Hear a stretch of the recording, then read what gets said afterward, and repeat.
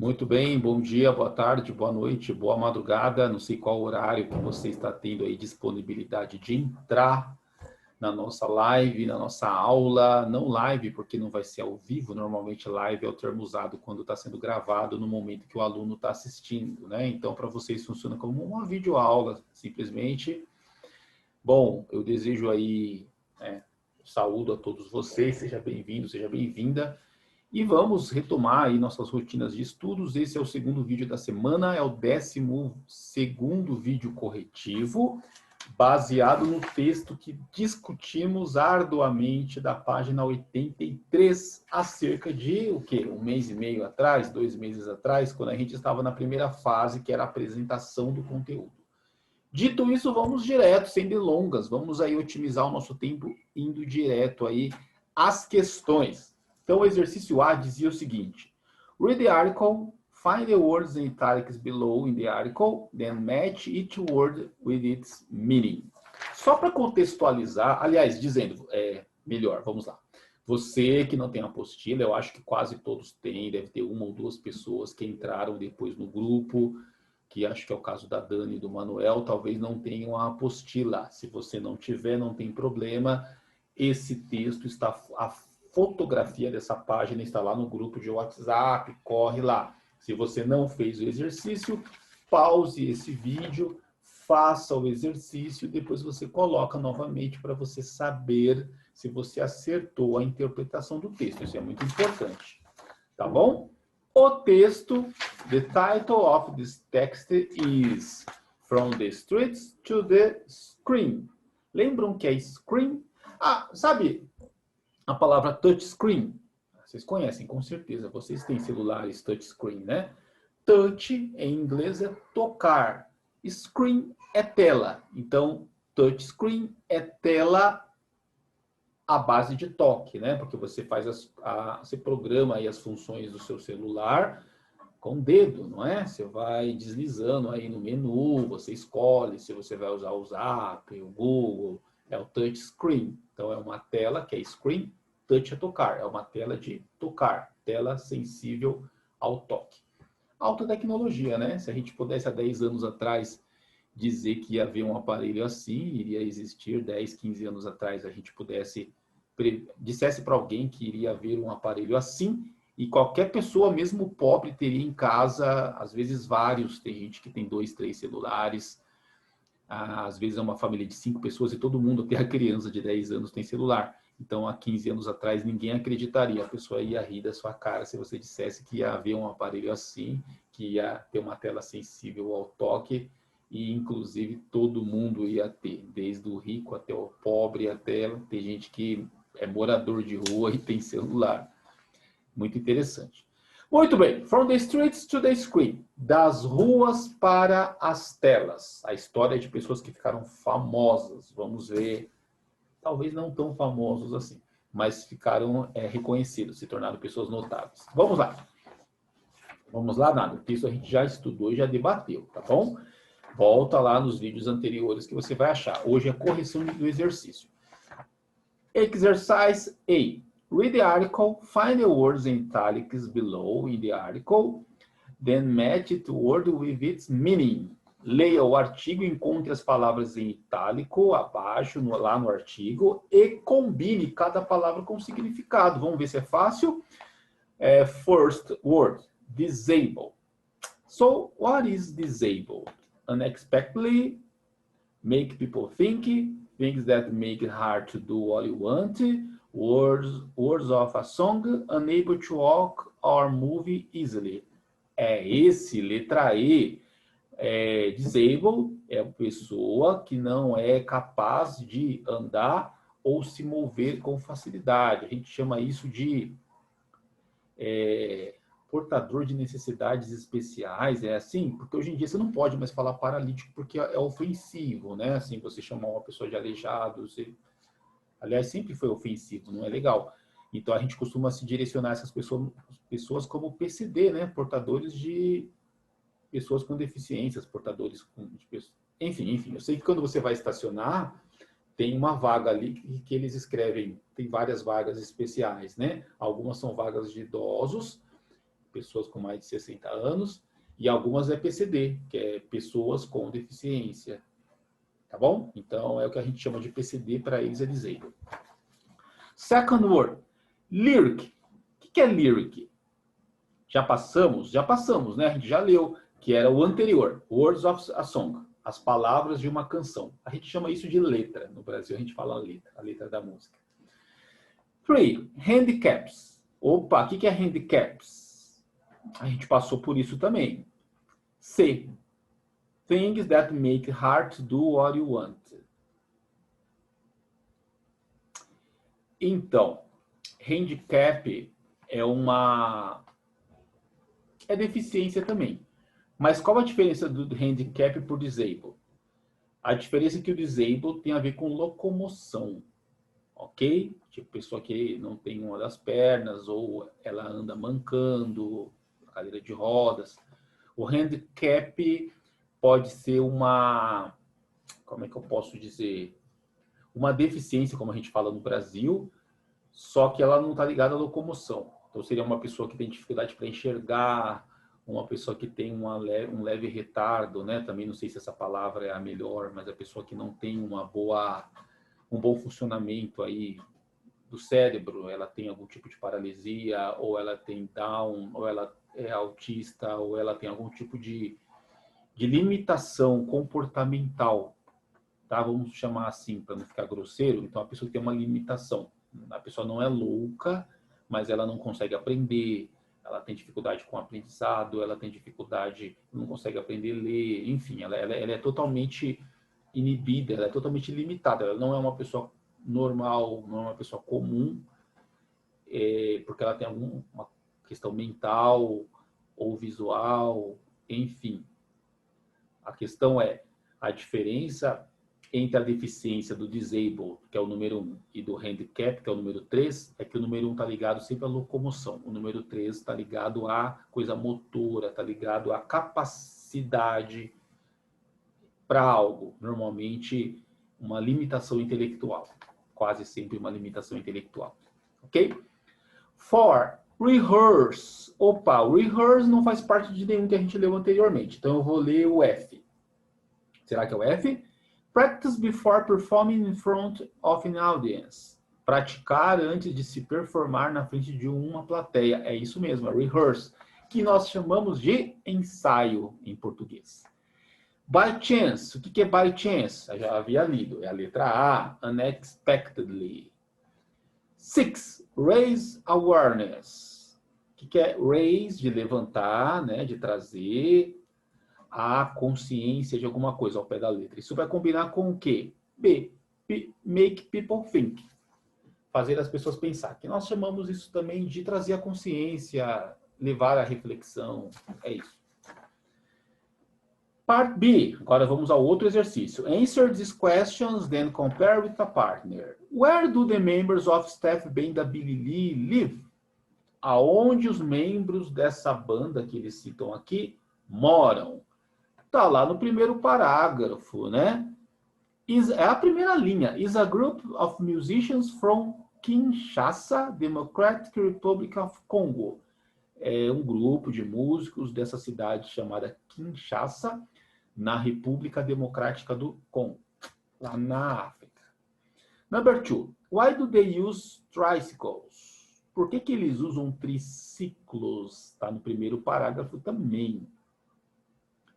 Na terceira linha, the 4 original group members, os 4 membros do grupo original are all disabled, são todos deficientes, and move around on homemade tricycles. E se movem em triciclos feitos artesanalmente, que é a ideia do homemade. 3. What kind of music do they play? Que tipo de música que eles tocam? Está... Quer ver? Segundo parágrafo, primeira linha. Is classic Congolese rumba mixed with reggae and rhythm and blues. Ok? Então, é música clássica do Congo, né? Congolês no Brasil, em português acho que congolês quem mora no Congo. Então, é música congolesa clássica misturado com reggae e o famoso R&B, ou rhythm and blues. Ok, how did they become famous? Como eles ficaram famosos? Está lá no terceiro parágrafo. In 2004, two French filmmakers were working in the DRC when by chance they heard Steph Benda Billy Lee Music. Então, estava aqui dois cineastas franceses em 2004 passeando lá na África, lá no Congo, quando eles encontraram esses rapazes tocando. E aí fizeram um documentário, vocês lembram? Está lá no terceiro parágrafo. 5. What message do they want to tell the world? Qual a mensagem que eles querem deixar dizer ao mundo? E agora, lá no finalzinho, quarto parágrafo, é um parágrafo só de 2 linhas. Steph Benda Billy Lee wants to use its worldwide success to raise awareness about the problem of street people in Kinshasa and around the world. Então, a banda Billy Lee quer usar o sucesso mundial para levar a conscientização sobre o problema das pessoas de rua, dos moradores de rua, como a gente fala em português, em Kinshasa, desculpem, e ao redor do mundo. Então, essa é a missão da banda, levar essa conscientização aí do quanto eles sofrem, enfim.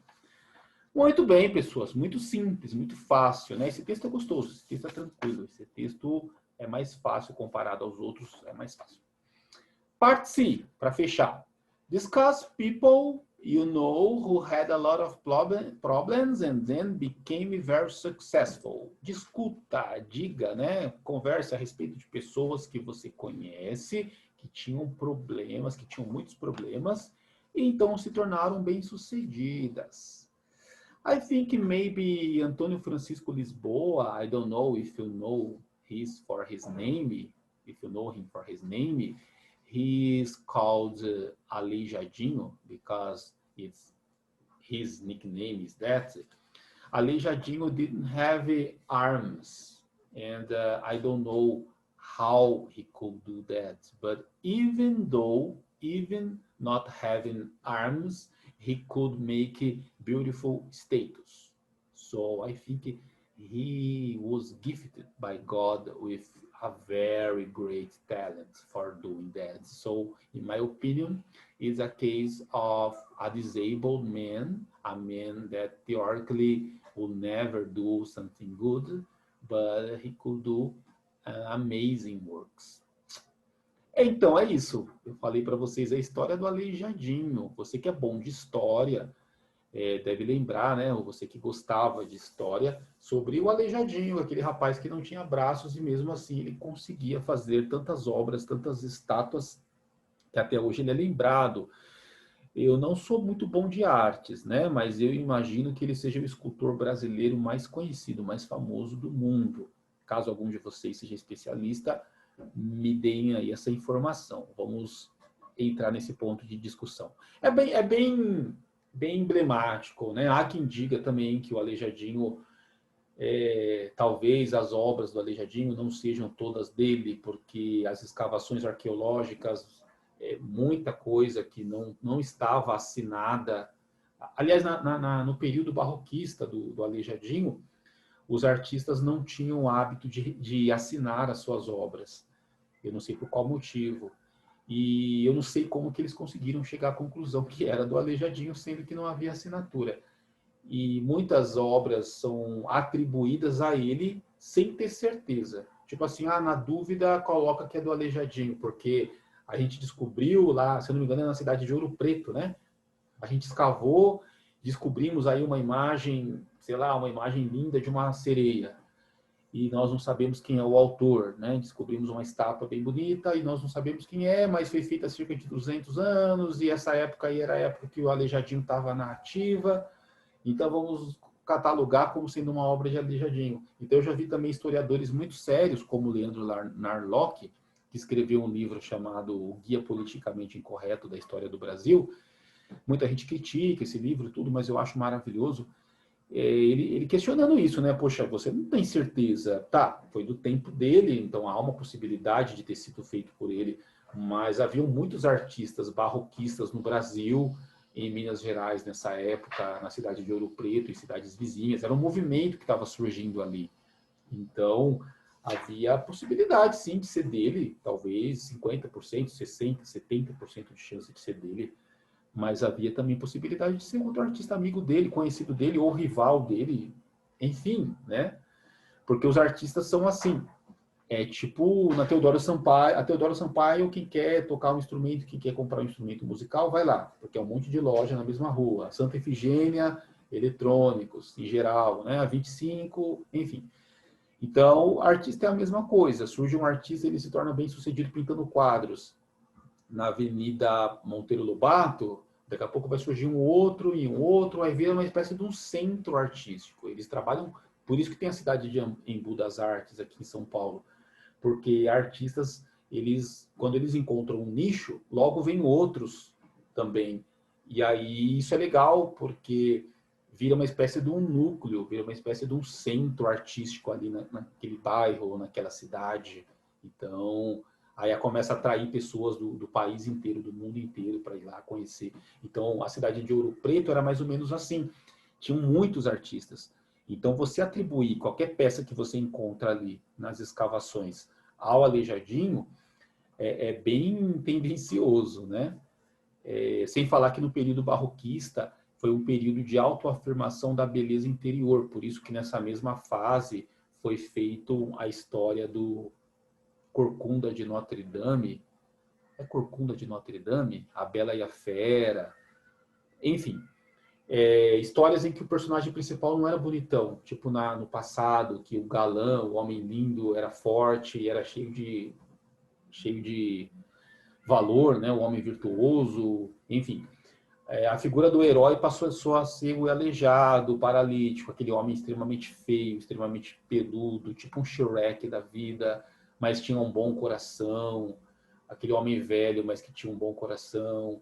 Enfim, fugia dos padrões do galã jovem, dos príncipes encantados. Esse período barroquista foi o período de esvaziamento da cultura do corpo e a busca por buscar valores internos, pela beleza interior. Então é um período em que a beleza não era nem um pouco importante. Então todos os escritos, as obras de arte, tudo que era produzido ali foi com personagens feios, que é a história da Bela e a Fera, a menina que se apaixona por uma fera ali, uma besta fera. Enfim, e é nesse período que o Aleijadinho, imagina só, um homem de quase idoso, né? Acho que o Aleijadinho começou a ficar conhecido, já tinha um pouco de idade e não tinha os braços. Então, assim, muito longe do estereótipo da beleza, do homem galã, do homem que era cobiçado. Então, nesse período, a hipervalorização desculpem a expressão, do feio que tem talento, do feio que tem bom coração, do feio que ajuda, que é uma boa pessoa, a hipervalorização dessa imagem, desse perfil, é que fez com que o Aleijadinho ficasse tão famoso, porque romantizou a coisa. Imagina só, sem falar que é extraordinário também o fato de um homem que não tem parte dos braços conseguir fazer obras de artes, isso sim. Então, assim, isso não significa que ele tenha sido um artista tão genial. Significa que ele tenha chamado atenção pelo fato da limitação dele não limitá-lo, não impedi-lo de criar obras de arte. Então, não é que ele era o melhor ou que ele era melhor que todo mundo. É que chamava atenção o fato, era muito curioso o fato de ele não ter a plena, o corpo, né? Não ter a ferramenta principal para um artista da escultura, que são as mãos.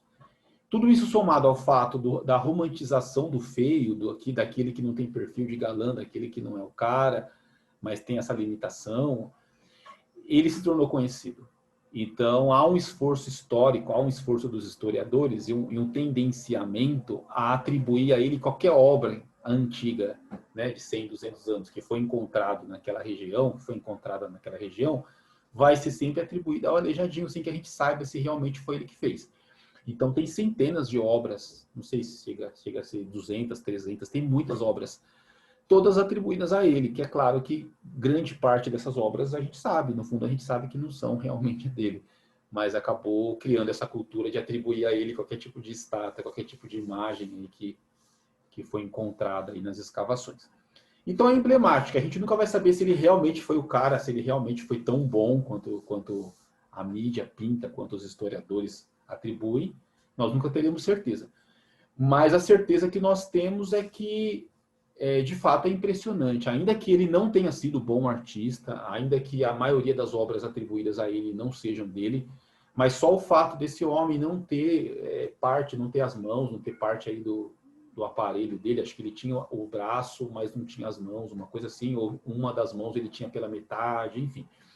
Só pelo fato de ele ter essa limitação e ainda assim se propor a ser um artista plástico, um escultor, e fazer obras, digamos que ficaram razoáveis, digamos que não sejam tudo aquilo também, mas o fato dele ter criado coisas e terem ficado, digamos, num nível até razoável, para mim já é extraordinário, assim, porque eu acho esculpir uma coisa incrível, imagina sem as mãos. Então, não vamos tirar dele esse mérito, não, até porque é brasileiro. Vamos usar o nosso sentimento nacionalista, patriótico, que o Brasil tem tão pouco e deveria ter mais, e dar valor aí a esse grande brasileiro. Então fica aí a minha homenagem aí ao Aleijadinho, e é isso. Caso você goste de arte, caso você conheça algo sobre o Aleijadinho, queira compartilhar, gosto muito de escultura.